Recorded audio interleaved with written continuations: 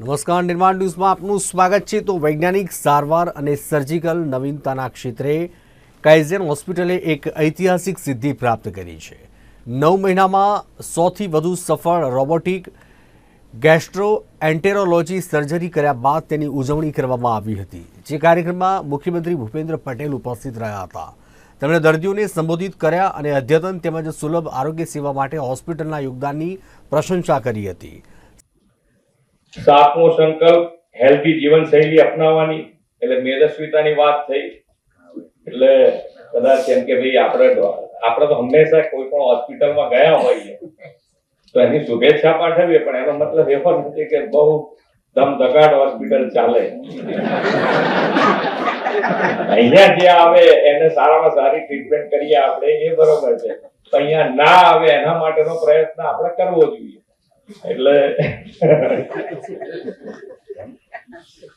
8મો સંકલ્પ છે યોગ અને રમત આપણા જીવનનો હિસ્સો બને, અને 9મો સંકલ્પ છે કે આપણે આપણાથી જેની મદદ થઈ શકે એની મદદ કરવી જોઈએ। એ પછી કોઈ પણ પ્રકારની હોય, એ છેવટે આપણું જ્ઞાન આપણે એમને કોઈકને આપીએ તો પણ એ મદદ છે, આપણે એને ફાઇનાન્શિયલી સપોર્ટ કરીએ એ પણ મદદ છે, અને સરકારી યોજનાનો લાભ અપાઈએ તો પણ મદદ છે। એટલે જે રીતે આપણે મદદરૂપ થઈ શકીએ એ રૂપે મદદ કરીએ।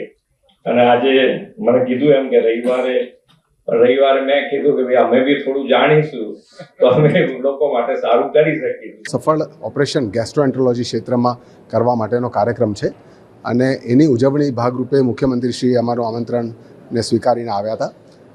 રોબોટિક સર્જરી એક સર્જરી ક્ષેત્રે ક્રાંતિકારિક શોધ છે કે જેના દ્વારા સર્જરી કરવાથી દર્દીની રિકવરી ઘણી ઝડપથી થાય છે। ઇવન પેટના કેન્સરના મોટા ઓપરેશનો જેમ કે મોટા આંતરડાના છે, ગુદાના ઓપરેશન છે, પેન્ક્રિયાસના છે, લીવરના છે, હર્નિયાના ઓપરેશન છે, એસિડિટીના એસિડ રિફ્લક્સના ઓપરેશન છે, આ ઘણા બધા ઓપરેશન રોબોટિક સર્જરીથી ખૂબ ચોકસાઈપૂર્વક ચીવટપૂર્વક થાય છે, જેના આધારે દર્દીની રિકવરી એટલી ઝડપથી થાય છે, દુખાવો એમને નહિવત થાય છે, એમનો રક્તસ્રાવ બ્લીડિંગ પણ ઓલમોસ્ટ નેગ્લિજિબલ જેને કહી શકાય એવો થાય છે, અને પેશન્ટની રિકવરી એટલી ઝડપથી થાય છે અને સચોટ ઇલાજ છે એના માટેનો।